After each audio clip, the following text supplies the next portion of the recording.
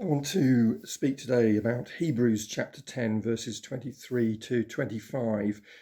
Spurring one another on is the title I've given to this. Over the last few weeks, the Lord has been really impressing on me these verses, particularly verse 24, which says, "Let us consider how we may spur one another on towards love and good deeds." And I think this is a vital word for us in the church today. But we have to look at verses 23 and 25 in order to see the why and the how we do this. So let's read the passage. Hebrews chapter 10, verse 23. "Let us hold unswervingly to the hope we profess, for he who promised is faithful. And let us consider how we may spur one another on towards love and good deeds. Let us not give up meeting together, as some are in the habit of doing, but let us encourage one another, and all the more as we see the day approaching." So why should we spur each other on? It's also, in other translations, talks about stirring each other up or provoking each other to love and good works. The main reason is because of the hope that we profess. In 1 Peter 3:15, it talks about always being willing to give the reason for the hope that we have, to share that with other people. We have a hope, we have an absolute certainty, a sure thing. It's not a wish that we might have something in the future. It is something we can be absolutely certain about. And we also have this day approaching. It talks about the day approaching. That is the day when the Lord will come back. That is the day that we will meet him face to face. And that is not something that we should be dreading. That's something that we should be looking forward to. And it is also because for he who promised is faithful. Jesus, it's him. It's him that we enjoy. It's him that we long for. It's Jesus that we focus on.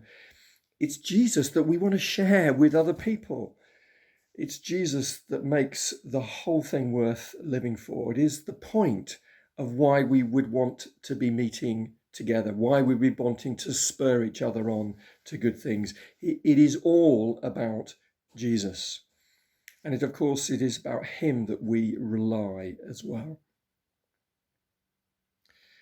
So that's the why, because it is worth it, because we need to spur each other on because of Jesus. But how do we do that?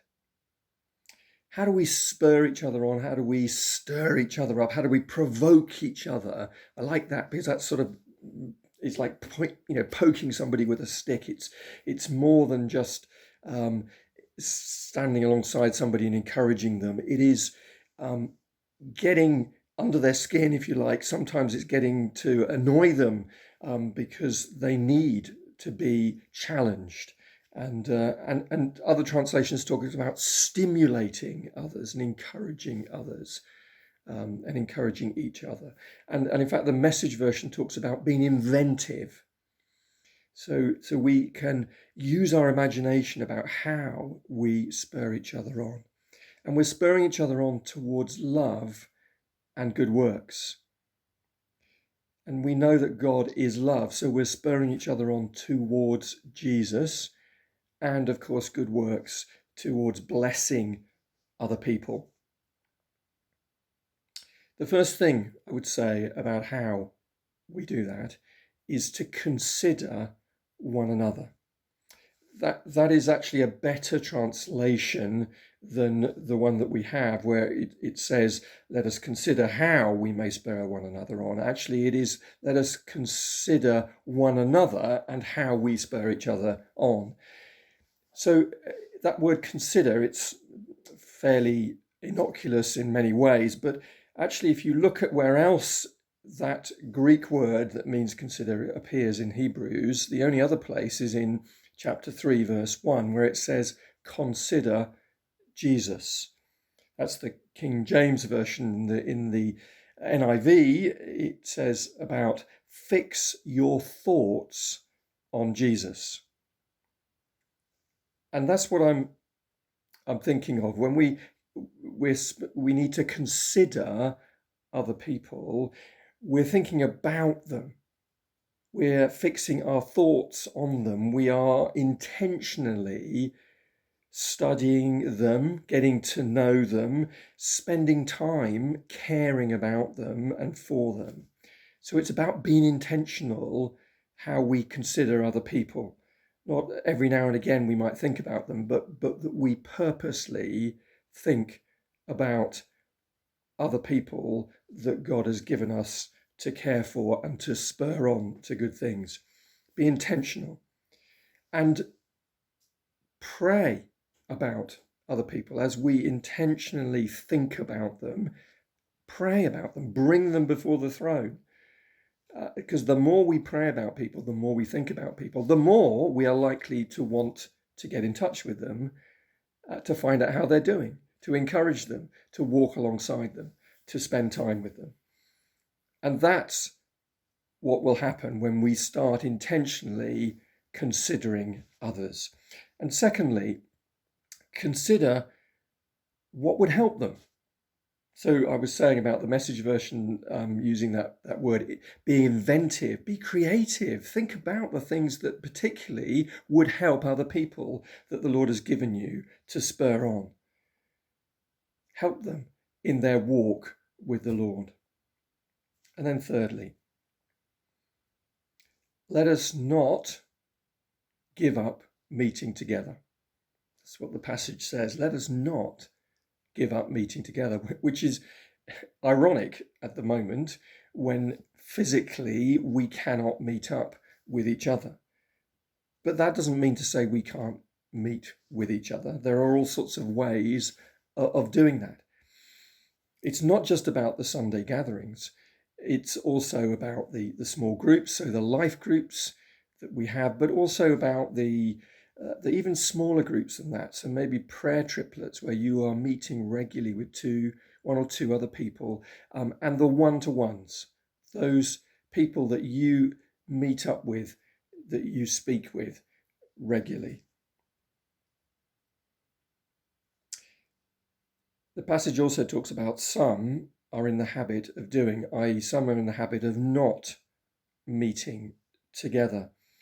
And it's so easy to get into that habit of not meeting, of deciding, well, actually this week I'm a bit busy, or excuses like I don't like Zoom, or I can't quite work out how to get onto YouTube. And I know some people will have genuinely have problems with that.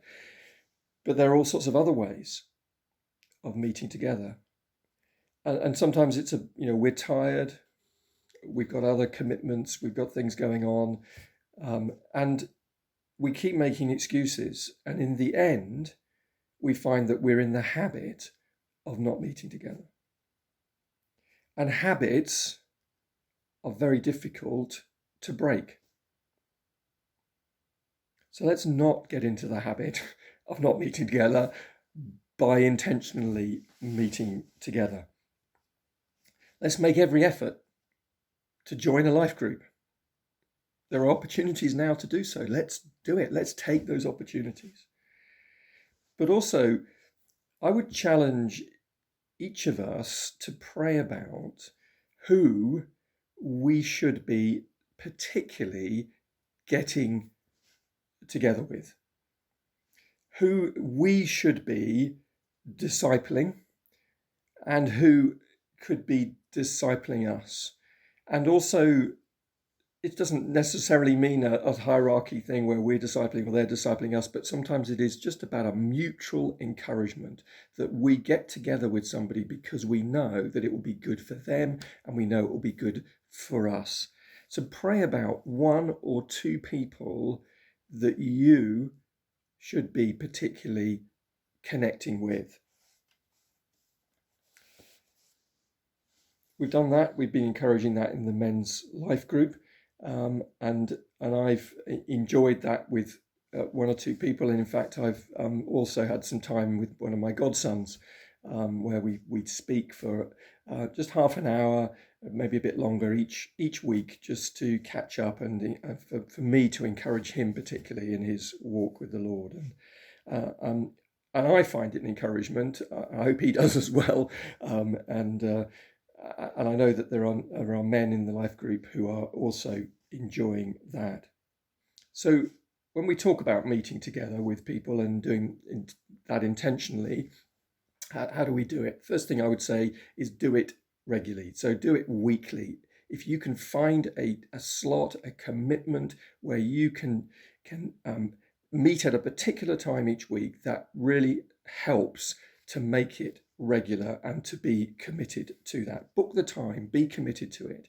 And by all means, talk about what's going on, share news, chat about life. It's about getting to know each other. It's about a relationship. So of course you would do that, but also be intentional about discipling.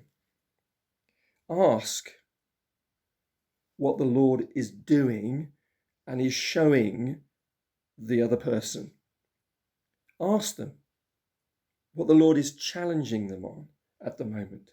Ask them what they're reading in their Bible time, right? Ask them what they are praying through. Ask them if they're actually reading the Bible, whether they are praying or not. That's a challenge as well, for us to do so. And it's not about criticizing or judging. It's about encouraging each other and helping each other to walk with the Lord. Ask about the things that are challenging them, the things that are tempting them, that are testing them. Be accountable. Be open and honest. If you're expecting them to open up about their life, then why aren't you expecting to open up about what's happening in your life? Be accountable. And then as you're discussing things, whether it's general life or whether it's particular issues, apply the scriptures. Think about what scriptures apply to that, and talk about them together and encourage each other to look stuff up and to maybe look things up later if you can't find it then, and then come back and encourage each other the following week. And one of the most important things about all of this and discipleship generally is, of course, pointing people to Jesus. So we're not expecting people to come in to rely on us, but we are saying to people, look, our source of energy, our source of encouragement, our source of life is Jesus. So we're pointing you to him as well, and point them to Jesus. And of course, don't forget to pray with each other. If you've shared stuff with each other about your lives, then pray with each other about that as well, and pray in between meeting as well. And if you get time to study the word together, then study the word together. It doesn't have to be a long passage. It might be just a short passage. It might be that you decide you're going to work through a letter or a book in the Bible that you can just study together and study in between, so that you've got things to share when you meet together. But be intentional. Decide who it is that the Lord has put on your heart. Contact them and ask them if they would like to meet up regularly, and let it happen, so that we are not giving up meeting together, but that we are still meeting together. This is a unique opportunity for us as a church. It's an opportunity for us to grow in depth and in fellowship. Just because we can't meet on a Sunday, I know there are all sorts of disadvantages of not being able to meet and not having that corporate worship and seeing people in the flesh, so to speak. But there are all sorts of other ways that we can have fellowship and that we can go deeper. Let's not have this time where we're drifting, where we're being blown off course. And that when we come out of lockdown, we find that we are a long way from the Lord, and we're a long way from his church and from having fellowship with others, but that we are growing, and that we have actually significantly grown during this time. Let's go deeper. Let's go deeper with God, and let's go deeper with each other. That, I think, is what the Lord is saying to us today. Hold unswervingly to the hope we profess. Hold to Jesus and encourage each other in our walk with him. May the Lord bless you as you pursue this in his name. Thank you.